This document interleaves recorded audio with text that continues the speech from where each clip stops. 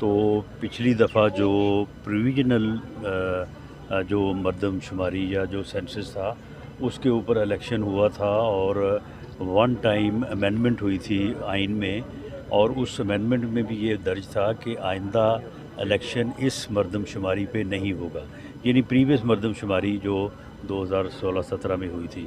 तो इसलिए इस वक्त आइन का तकाजा भी ये है कि नया सेंसस हो और उस सेंसस के नतीजे में जो हल्का बंदी हो तो उसके ऊपर जो है वो इलेक्शन हो। यानी ये उन वजूहात से हट के एक आइनी वजह है कि इलेक्शन जो है वो 30 अप्रैल को या पुराने सेंसस के ऊपर आइनी तौर पे भी नहीं हो सकते।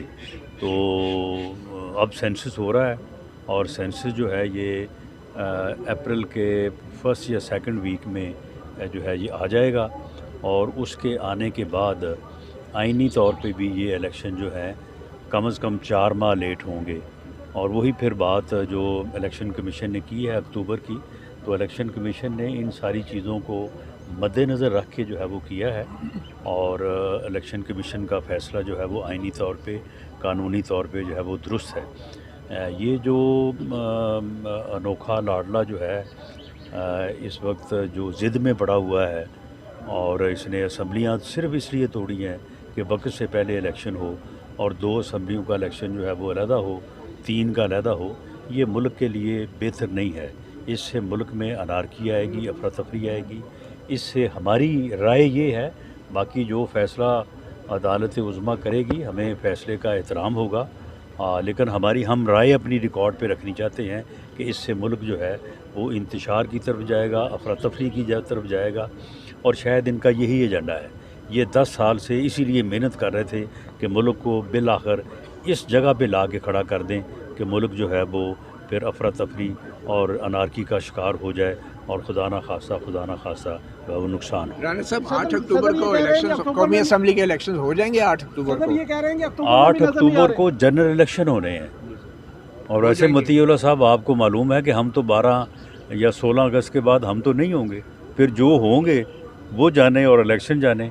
तो 16 अगस्त गालमन डेट बनती है कि उस दिन जो है वो केयर टेकर सेटअप आ जाएगा मरकज़ में भी, और उन्हीं के साथ 12 या 14 डेट बनती है सिंध असम्बली की और बलूचिस्तान असम्बली की। तो केयर टेकर सेटअप आ जाएगा, उस केयर टेकर सेटअप के बाद जो है वो फिर ठीक है। फिर सदर ने ये कहा है कि अक्टूबर में भी होते नज़र नहीं आ रहे आम इंतखाबात। सदर साहब को कुछ भी नज़र नहीं आ रहा।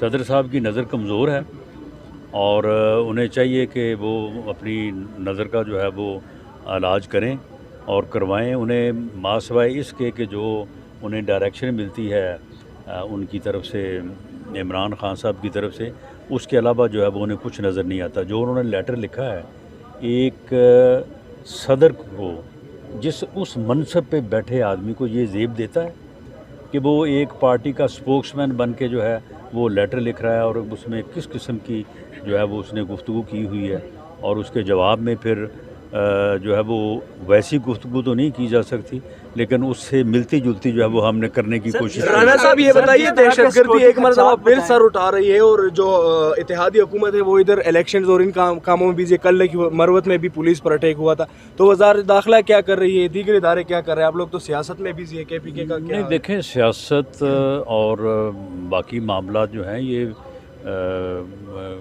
मिल के ही चलते हैं। इसमें ऐसा तो नहीं है कि कभी आप ना मुल्क से सियासत को माइनस कर सकते हैं, ना इंतज़ामी अमूर और बाकी मामलात को माइनस कर सकते हैं।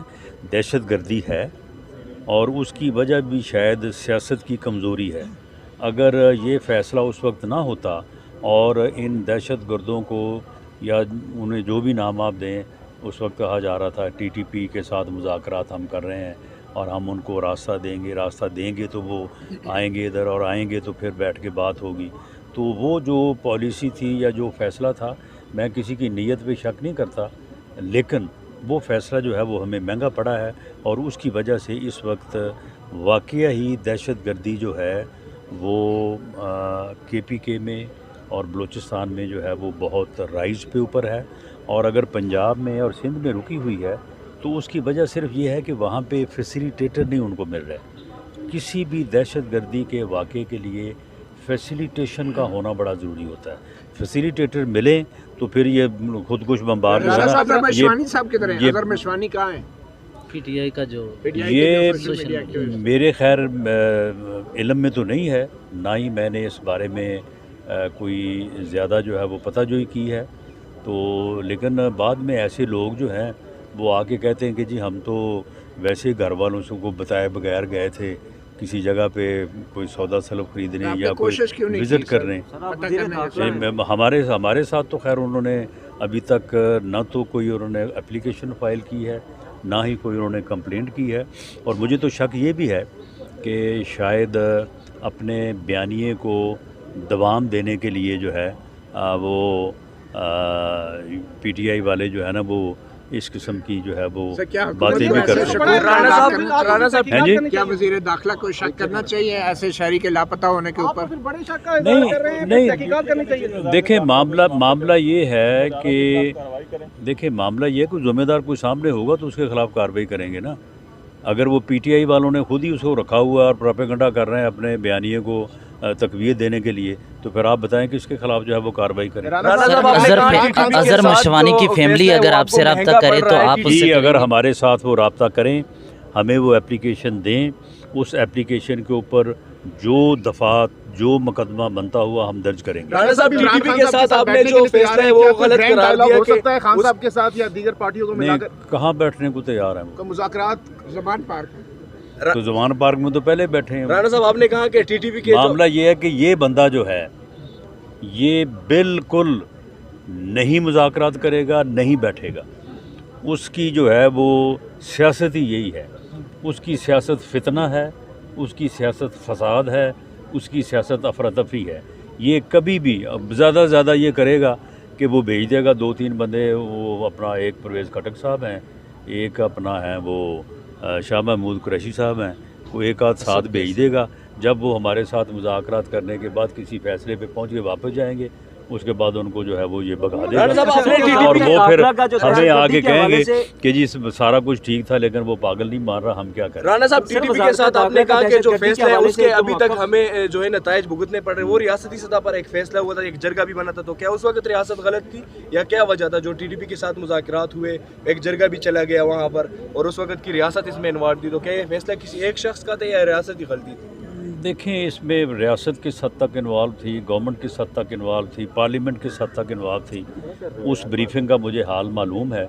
उस ब्रीफिंग में ये कहा गया कि जी इस तरह से जो है वो अमन कायम हो सकता है। तो अमन कायम करने के लिए तो हर किसी की ये कोशिश है, हर कोई चाहता है कि अमन कायम हो।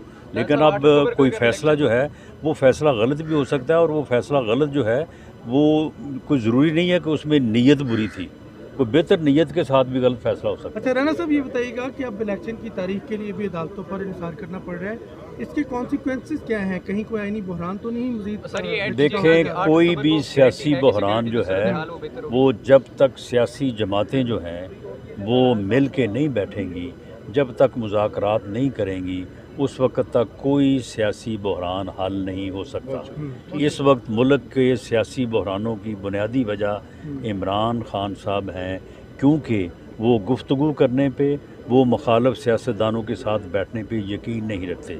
उनका फ़लसफ़ा, उनकी फ़िलॉसफी ये है कि अपने मुखालफों के साथ बैठने से बेहतर है कि मैं मर जाऊँ।